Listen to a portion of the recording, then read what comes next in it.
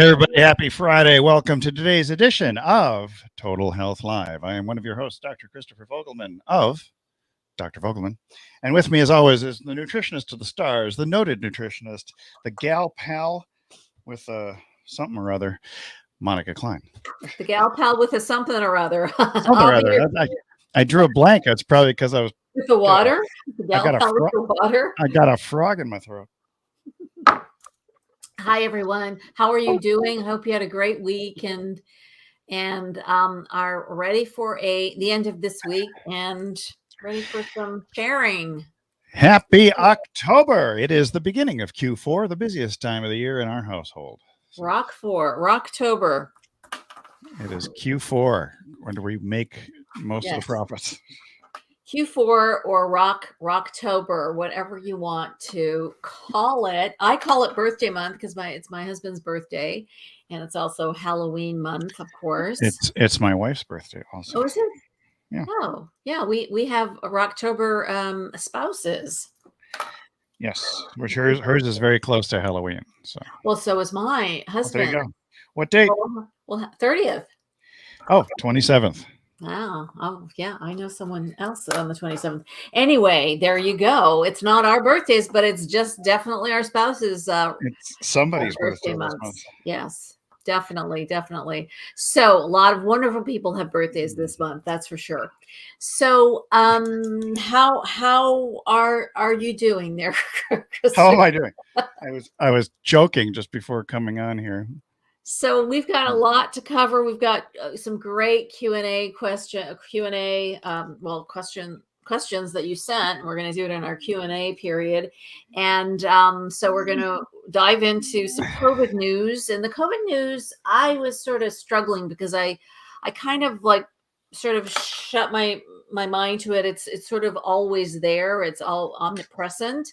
But sometimes you just have to focus on other things in life. But it's generally better.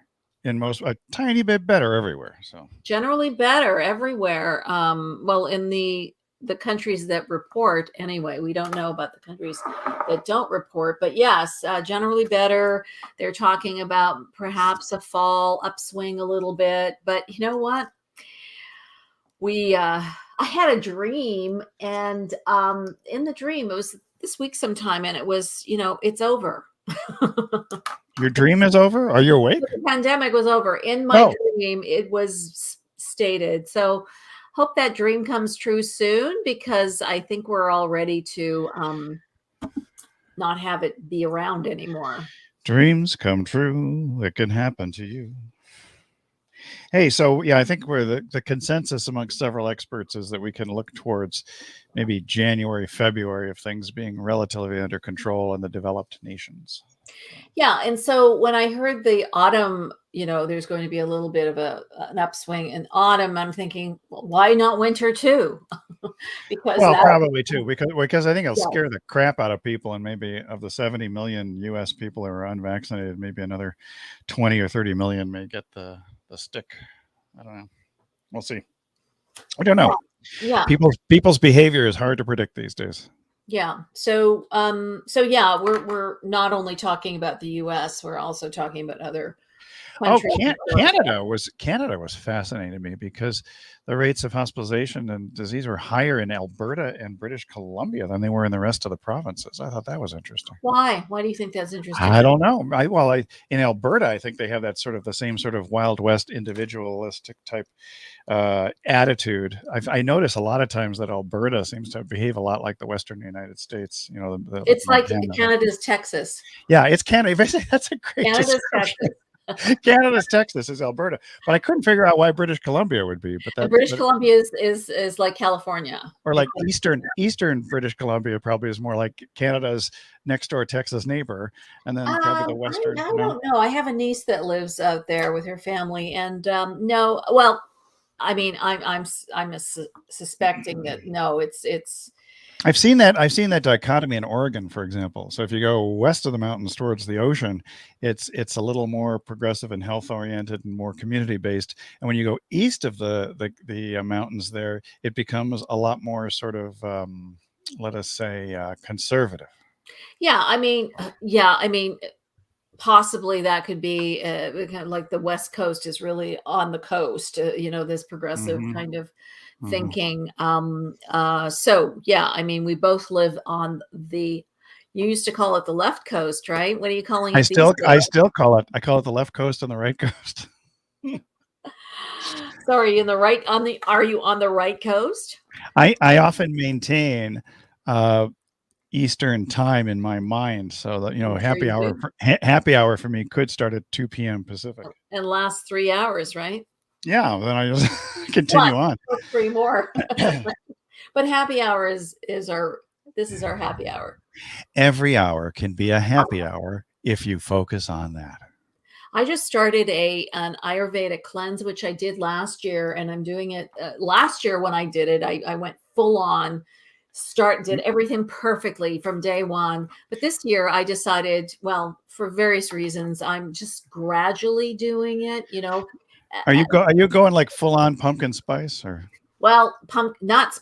Well, yeah, I have a pumpkin already, and I should have brought Okay. it for a prop, show and tell. But no, I think sometimes, and I'm certainly this way when I do a program or something, I just dive in and I try to do it 100%.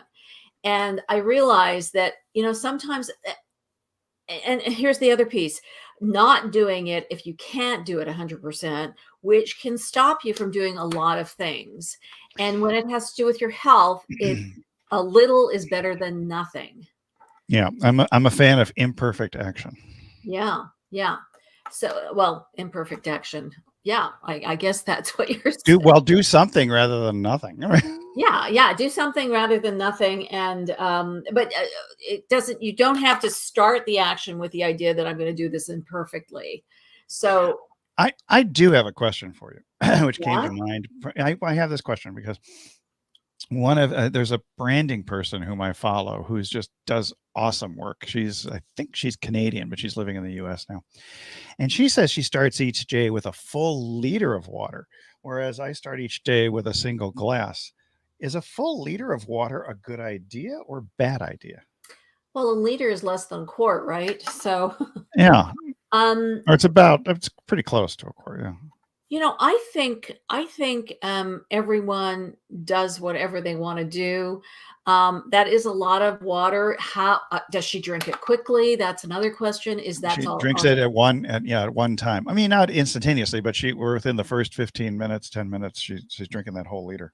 Yeah, that's a lot. That's a lot. I It mean, seems like a lot. My mother-in-law used to drink an entire gallon at a single time, which is crazy in my opinion. So, well, she's diabetic, right? but she probably was for decades. Hmm. And maybe the extreme thirst is what prompted her to drink a Yeah, gallon at a yeah. single sitting. So So that could anyway, be when I think of I was water. just curious because that came up a couple days ago for me. I was like, is that a good idea or not? I just don't know. So I have a problem with the thought of a gallon of water because last week it's like I drowning. dropped a gallon of water in a container on my foot and it's still hurting. So, Is that the one um, that's black and blue or no? no, that's the No, other the foot. other So one is black and blue because equal of a equal treatment under the one is weight. black and blue because of a tendon tear, and the other Yeah. one is now, yes, they wanted to join in. And basically, what it was saying, what my body is saying is like, Slow stop, down. slow down, stop, which is really the antithesis of how I operate. I'm always busy and moving, and so that's what my body. That's what's the universe. The universe is telling me to stop. Calm So the hell down. so that's why I decided to do this very slowly. In fact, do this cleanse very slowly because I don't have to rush in and do all of these things accurately. I can kind of slowly integrate them. And again, one thing, a little bit is better than doing nothing. You don't have to be Russian You don't have to be Russian or rushing in Orthodox, or Russian Orthodox. Orthodox. Hey, just as a reminder, for those of you who are watching, and the majority of you watch on replay, please use the hashtag replay so we can find you and let us know also on the tube of you, YouTube. You can give us a little hearts or thumbs up or thumbs down. I don't really care as long as we get a reaction out of you. And we're always open to answering your questions and comments in those comment sections underneath this video. So do you want to move on to, now that we've dealt with my leader? Yeah, it's a good question. It's a good question. And again, it sounds like a lot, and I would not do that for the most part. I would slowly sip. You're supposed to chew your liquids and drink your foods. And what does that mean, Christopher? That means that's crunchy water. Just exactly how you did it just now. Demo that again. Ladies and gentlemen. Here we go. This is how it's done, everyone. Well, you could do it a little more gracefully. I'll show you. Are you gargling? He did the male version. I did the female version. and then the food part is to chew your food. So it's I'm very careful when I enunciate that you want to masticate, because I've been misinterpreted before. Yeah, I almost said that, but I chose chew. Chose chew. Chew. Anyway, we're starting Chose off chew. this day. Big Chewy is gone. Rest his soul. We're quite giggly this today, aren't we? We got pumpkins and squashes. Hey, so we said we're going to delve into a little bit of COVID stuff before. Okay, and we're talking about. I'm just heading back to this because I think I derailed us with my Alberta is Texas comment, but you're talking about booster shots are not necessarily for everybody, and it just depends on I guess age and comorbidities. Yeah, I don't know if age is such a great criteria, because there are people who are in their 40s that are less healthy than some people. Well, yeah, I think, but wouldn't that be the comorbidities or the it could be, but it's like automatically you're at this certain age, and all of a sudden you're considered this way, and you need to be more protected. And I don't think that's accurate. I really don't. Well, I mean, because it doesn't really take into account biochemical individuality, genetic tendencies, and everything else. But who's going to do that many genetic tests on everybody to determine then are you eligible for the booster shot? I think it's the problem is just trying to manage tens of millions of people. Well, perhaps that people, I mean, I suppose putting it into the hands of the person may not be the best, but I think it would be the best if people were, educated enough about, what's going on and what's entailed with this whole pandemic. So it's like this herd mass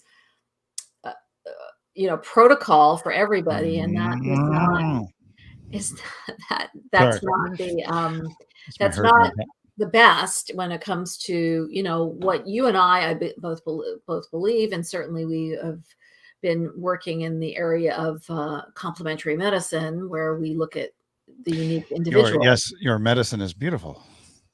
Your medicine is beautiful, that's and complementary. That's complementary medicine. Yes, your medicine is beautiful. You are beautiful. You are a beautiful client. That's all you have to say. That's complimentary. And you're done. Alternative medicine. You can use that word too. Or integrative medicine or functional medicine. I like functional medicine. I like functional medicine because it's got the word fun at the beginning of it. Well, I was reading someone who is somewhat of an expert. I believe he's a chiropractor, Dr. Osborne, and he had a blog. Yeah, that's Ed. I know Ed. Is it Ed Osborne? Yeah. His first name isn't Ed. His middle name is, but he goes by Ed.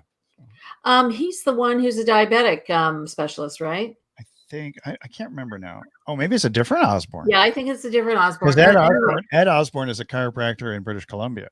No, this person is not. So he uses the description. This was an Ivermectin article. I just got just before this broadcast, and it's he says why. So he's calling it the disease that should not be named, TDT-SNBN. That's what he's calling COVID. So yeah. Okay, so the question is. So, but here's a great protocol, supplemental protocol for helping your immune system. And I thought he outlined this very, very well. And it's vitamin D, which we've been talking about for a long time. Vitamin C, a lot more than most people are taking. Most people take 1 gram or 1,000 milligrams, and that's not enough for your immune system. I think most people take 500 or less, actually. Yeah, I mean, don't look at RDAs, which is the recommended daily allowance. We call it the ridiculously deficient amount. Yes, and so do not look at that. I mean, you need to be taking. It's called something called bowel tolerance, which is basically if you start having stool, then you cut back. I mean, I don't want to be, recommending graphic. No. Well, I mean, that's anyway. we don't have to talk about that. We can. There were those. I know it's embarrassing, but I'm just trying to give you some practical advice on how to take vitamin C. Yeah. But usually about 4,000 to 5,000 milligrams is really something the amount that will help your immune system. Zinc. I used to say 5 to 6 only because if you were in an urban area, 5 to 6 seems to work better as a protective measure. But that's city life. Mm-hmm, mm-hmm. So.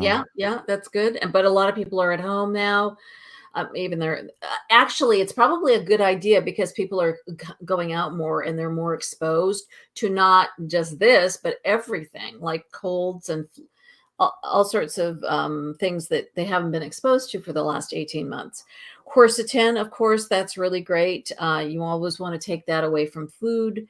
NAC, which is N-acetylcysteine, that's 1 or 2 a day.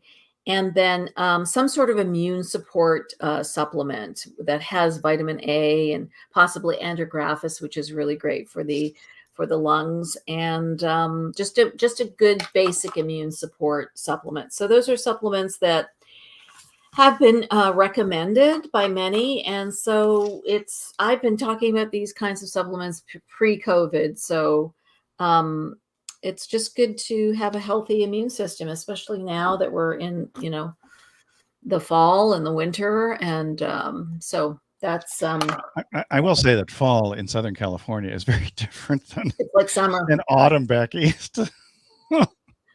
Yeah, there's a lot more outdoor. There's a lot more outdoor activity and a lot warmer weather. I mean, I think we're getting down here right on the coast next to the ocean. We're getting in the 80s, and growing up in New York State, upstate New York, that's like 80s in October. No, that's not a thing. So. Yeah, 90. It's 90 here today, and I mean we can have that in December sometimes. So.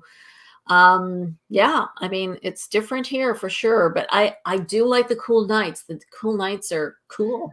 Cool, man. Yeah, it was like 63 last night, which was extremely comfy.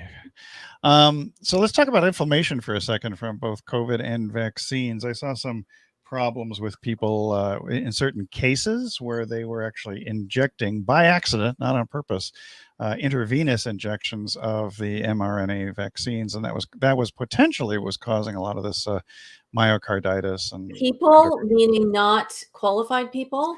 No, qualified people who just may not have been supremely trained, or they got a little careless with the thousands of doses they're giving at any one time. And I think there's a technique where you want to just kind of gradually, as you pull the needle out, just do a tiny bit of aspiration just to make sure. Yeah, that's the aspiration thing that's being problematic. And those studies have been in mice, of course, and you can't get humans to inject them directly into the veins with the mRNA.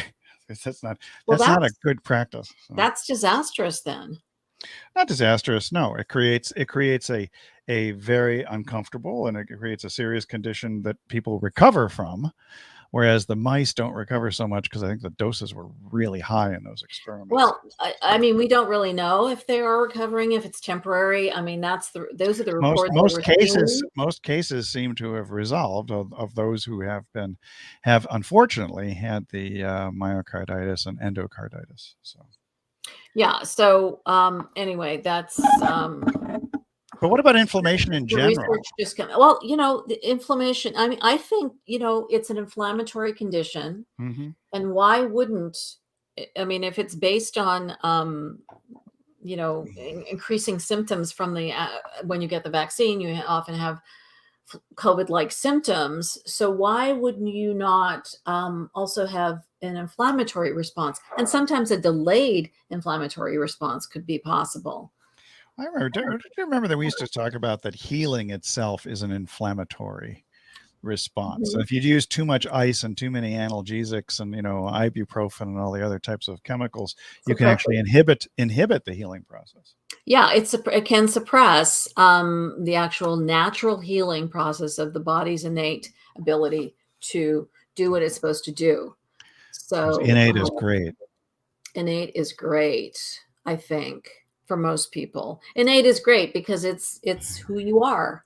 It's who. Well, that's in you chiropractic. In the chiropractic philosophy, it was innate intelligence, which was running all the autonomic functions in your body. So that really means that, check in with yourself, pay attention to your body, pay attention to your thoughts, and they will provide a lot of valuable information. Unfortunately, we're not set up to do that. Culturally, we're not set up to do that, to slow down, unless you have an injury or unless you have unless you drop a gallon of water on unless you drop a gallon of water or do something. We're not set up to. But we're not recommending that as a technique to slow yourself down, because that's not a good technique. It's not conducive to life. You can do it voluntarily, and again, slow down. That's my. I have this program, the Skinny Jeans program. I've had it for years and years. And I started calling it the Slow Down program for a while. And because that's really the magic of healing and really having the full benefit of a good life and a good life for the most part. No matter what's happening, you can slow down and check in. It reminds me of that song, Feeling Groovy. Slow down, you chew. No, slow down, you chew too fast. You have to make that mealtime last. Exactly. Yeah, so that's sort of the theme of this show maybe today, huh? Slow down. I'm feeling very slow. Yeah, me too. So let's see, what else do we want to talk about? You mentioned here about the worst colds ever reported. I guess people were not getting over the last 18 months the cold and flu symptoms because they were isolating so much, and now all of a sudden they're faced with these adenoviruses, and boom, they got bad colds. Kids are going to school. That's where it's happened. There's this like colds are so maligned, colds and normal colds. It's a great way for the body to release all these things and to cleanse. It's a great way for the body to cleanse. And if you have a high temperature, that actually increases your immune function because your body is getting stronger. It's fighting things off. My temperature runs low, though. I don't know if I'm being preserved or something like that. But when you're sick or you have a cold, or it goes up. I mean, so for me, it's interesting. So my symptomatology will tend to be, if I have, so I run around 97 Fahrenheit. And so if I actually am 98.6, it means I have a slight fever, which is really interesting. So that's like the one that people. You're just a cold person. I'm a cold-hearted individual from Germanic heritage. So DC stands for not Doctor of Chiropractic, but Dr. Cold. Doctor of Cold. So maybe it's because of all that ice cream you ate. You're just automatically cold now. It's like you've injected yourself with this for years. Just call me Mr. Softy. I'm a soft serve kind of cone. Don't call yourself that. Oh, DC could also be Dr. Cone. Man.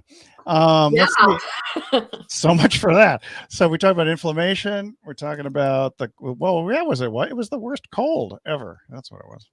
Yeah. So the cold. So again, don't run from colds, because colds are just a natural way, an innate way that your body has of sloughing off things that shouldn't be in your body. But don't lick that pole in the subway. Do not, especially if it's cold, because then your tongue will stick to the pole. Yeah, just it'd be like my favorite Christmas movie, A Christmas Story. Christmas Story. Yes, it's Italian because it has fragile on the outside. Fragile. I love that. All right, so I think we've beaten that cold to death here. Yeah, so don't be afraid of colds. However, there's a whole symptom, like if you've lost smell, if you have a cough, but if you've lost, I think there are 3 symptoms: cough, smell, and temperature. Yeah, but the interesting thing is that they've Like that's changed a little bit. They've changed a bit because always a thing. the Delta variant has mostly has headache as the dominant feature, which is very interesting. And well, I can talk to you off air about There's that so one. inconsistency, so many inconsistency with this, but apparently this loss of smell, if you have a cold, that's an indicator. That's a real strong indicator. So smell the coffee.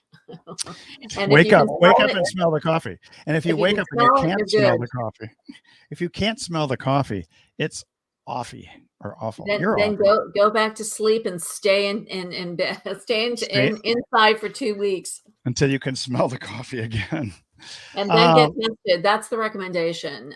If you do have these trifecta of symptoms, isolate right away and then get tested.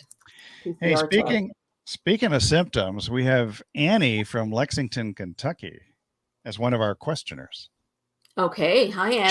She's got symptoms. Annie, don't get your gun, Annie. It's okay. We're just going to answer. Go get your question. Please. We're just going to answer you. Get your question. We got your question. So she says, I just got on the scale today and I was shocked. I'm the heaviest I've been in my entire life. I guess that's why my body is sore, inflamed, and I'm not feeling like myself. I've got digestive issues too. I'm scared to start a diet, lose weight, and gain it all back again. But I have to do something. And well, that's not really a question, Annie. I'm assuming it's like, what can I do? I'm assuming that's your question. Okay. Just like what I said in the beginning of this is just, if you can't do it 100%, do some of it and start today. And I tell you, it's so much better if you have some sort of structure and you have someone to work with and help you. I mean, it's not 100% that you need to have that, but it helps. It really does help. And I have a client who, every few years calls me at this time of year. It's always this time of year, like, help, I need some help. So yeah, just if you're feeling that uncomfortable and you're feeling that maybe you're having some pain as well, you have to do something. You do, because it's not going to get any better if you don't do something. So if you need some foundational tools, perhaps you could, text me or not text me, but send a message here or contact me at monica@coachingforhealth.com. And I'd be more than happy to kind of give you some guidelines to help you get started. You can even pick up a copy of The Skinny Jeans Lifestyle, written by noted nutritionalist Monika Klein. Yeah, and that's really a great foundational book, and you can just get it on Amazon. It's really easy, and it shares a lot of my experience and my work. It's a great foundational book to get you started and to get you thinking in the right way. And they said something here, digestive issues. I'm not sure what digestive issues you have, Annie. I don't know if it's things are moving too fast and you're squirting like a goose, or you've got constipation, or you've got reflux, or whatever it is. But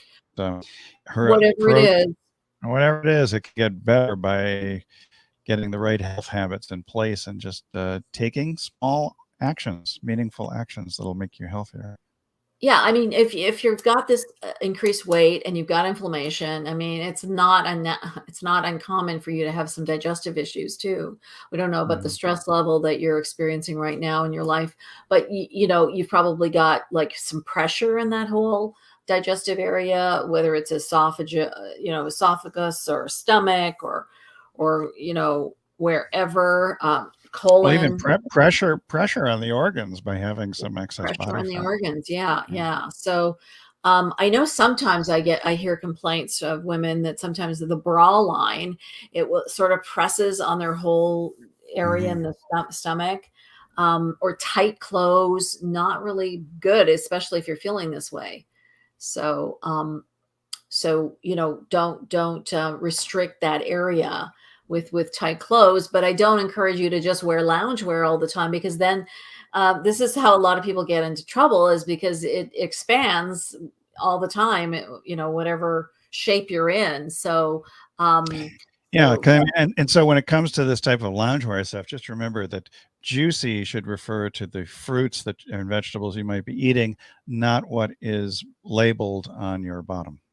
I knew that was coming, and I don't see any juicy I juicy still on do. bags or I still do. sweatpants anymore. That was definitely a trend. I don't know, It's still 2007, it was 2008, it was maybe a trend. more. It was a trend on somebody's end, and it's ended for the most part. But Good. I'm glad. I'm glad.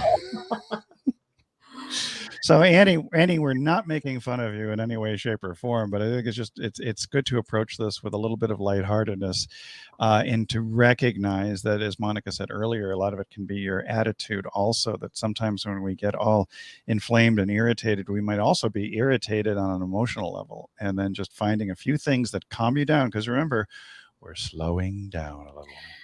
And I want to add that. I mean, I hear this all the time, just change your attitude, be more positive, that kind of thing. And when you're in a state of like not feeling good about yourself or feeling uncomfortable, you don't want to hear that. You just don't.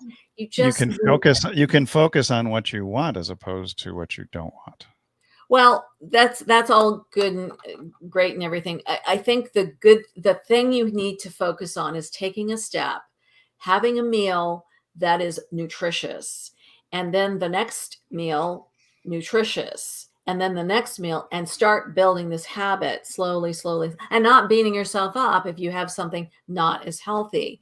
So you just have to take steps, and the attitude shift actually will come. You don't have to start with an attitude shift. You just have to say, yes, I'm going to do it. And then your biochemistry actually changes the healthier you become. So your attitude isn't in and of itself saying, yes, I'm going to do that, an attitude shift, as opposed to, no, there's nothing I can do. I'm this way the rest of my life. I don't know, because I think attitude shift, there's a lot of garble about all of that, and it's like the positive and the stuff that you're supposed to be this way, you're supposed to shift. So it's very there's a regimented kind of disciplinarian kind of attitude, or just think differently. And sometimes, again, as I just said, sometimes it's hard to do that. Maybe it's not an attitude shift that I'm recommending. It's just an action step. And sometimes that's all you need is an action step. And I don't know what comes first. Is it the egg or is it the chicken? It's a chicken and egg question for you. It's like it's a conundrum, but just take a step towards it. And just emailing me. Yeah. And so anyway, but I'm going to drop that for now. So let's go to Alejandro. I know Alejandro has reached out to us. Apparently he's a big fan of the old TV show Elf. He just mentioned that somewhere in here. So Alejandro, they misprinted something about Al. Maybe he was Alejandro. Al. Let's not make this an inside joke. So basically, we got the question, and in the question, there was something in there. I think Alejandro knew what he was saying. I just think it was transcribed incorrectly. I think so. And there was a mention of Elf. We don't know what it's for or about. So it's not totally inside, but Alejandro, my suspicion was, and it's probably incorrect, that you were a fan of the show Elf. You might not have even been born before that time.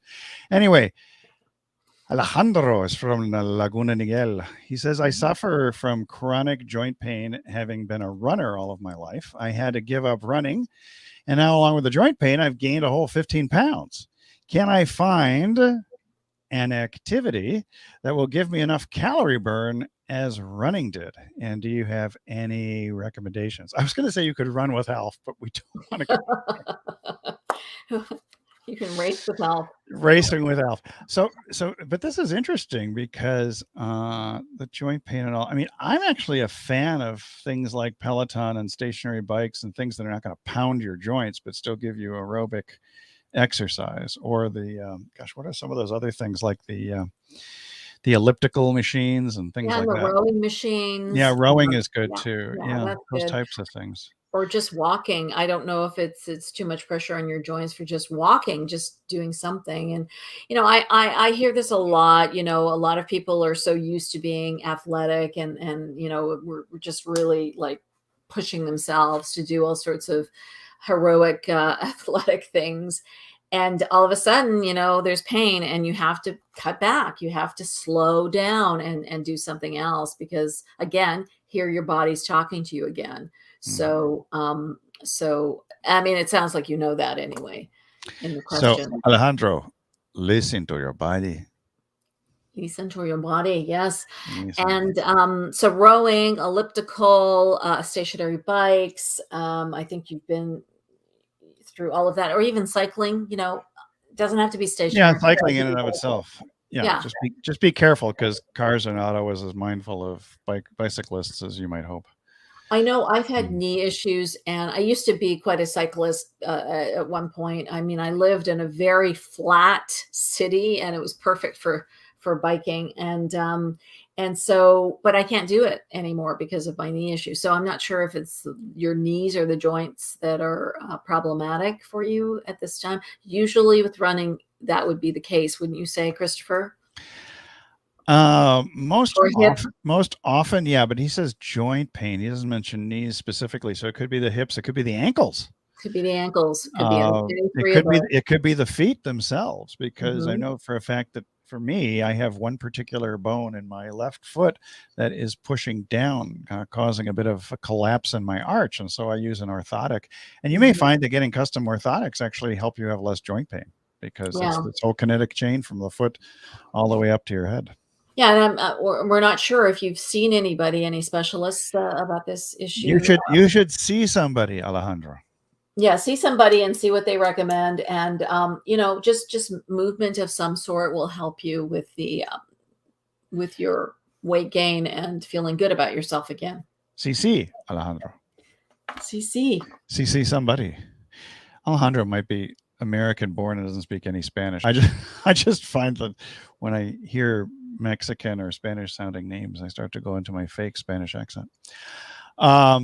Hopefully that's helpful to you. Not so much the accent thing, but the recommendations.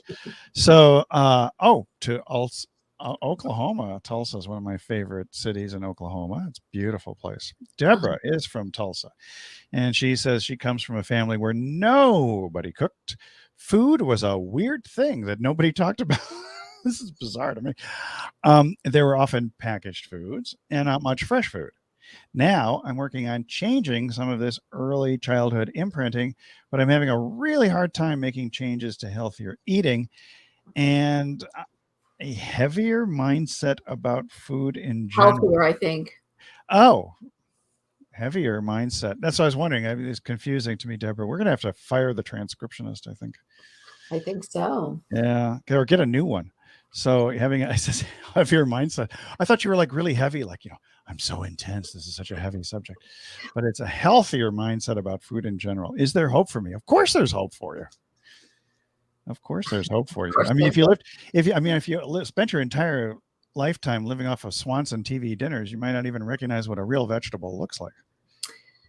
Yeah, and this is a real process. Most of the dietary changes, most of what our healthy eating has, it's so loaded with so many emotions and the way we were raised, our backgrounds. It's a journey. It's like going back to kindergarten if you've had this kind of experience and you're having difficulty still trying to make this transition into a healthier way of life. So you have to really treat yourself as if you're a newborn, and just, I mean, you have to. Don't start nursing. Don't start nursing. That's my advice. Don't start nursing. Well, you could go and become a nurse if you want. We need nurses. Yes, we do. Nurses. So we have a nurse shortage. So. Yeah, so it's baby steps. You need to take baby steps, and again, if this is so strongly imprinted, you need to work with somebody. You need to work on the whole psychology of all of this, because it sounds like you want to make some changes, but you've got this obstacle here of like, this is the way I was raised. This is what I know, this is what I do, this is what I have done. So you're just steeped in this pattern. Yeah, you get stuck into this thing where this is the way we've always done it. Yeah, yeah.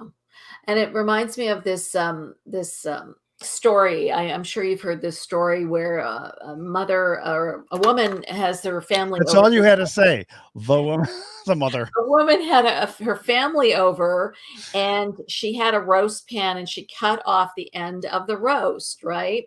And so she was getting the roast ready for the pan, and someone asked, the daughter asked, I believe, why are you cutting off the end of the roast? And she said, well, I don't know why I'm cutting off the end of the roast. Well, my mother, your grandmother used to do it, so she's not here right now. Let me call her and ask her. And because I was curious, she was curious, this woman who had people over. And so she called her mother and she said, well, I've always done it, and your grandmother used to do it. So they don't even know why.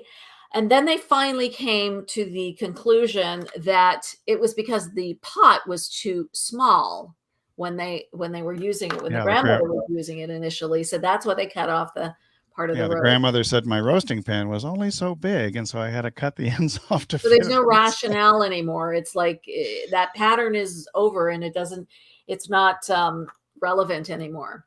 So why did you eat packaged foods almost all your life? Because my parents ate packaged foods all their life. Yeah. So you have an opportunity to change that family pattern, that family. You can finally stop the madness of that abusive eating pattern. Stop that. And it sounds like you want to. It sounds like you're interested in doing that. That's the most important thing, that you have that attitude shift to make a change. Oh, here we go. Yeah. Attitude shift. Yeah, probably Deborah, I'm going to say that for me, at least, I'm full of shift these days, and you can be too. I don't know. I mean, again, anyway, we could talk offline about attitude shifts and just getting things done. Get her done. Get her done. Get her done is a motivational thing designed to change your attitude. Anyway, so Deborah, hopefully this is helpful here. I think getting a healthy mindset towards food is important too, because I'm sure there's a whole bunch of other things going on, like, certain foods as rewards and things like that. It's interesting that you say food was a weird thing that nobody ever talked about. I guess you just assumed everything came in packages. Yeah. And maybe there's, maybe there's shame or secrets or people do have weird attitudes about food for various reasons. So or maybe, Deborah, you find out that your grandmother started using packaged foods because she was working 2 shifts and didn't have enough time to come home and cook a meal. Or maybe she went through the war, and there was rations, and that's all they had. I mean, it could be logical for her, but not logical for you. Right. Yeah. So just making small changes that are moving towards a healthier lifestyle are important. So there definitely is hope for you, Deborah. Definitely hope. Even when you're in the sooner state.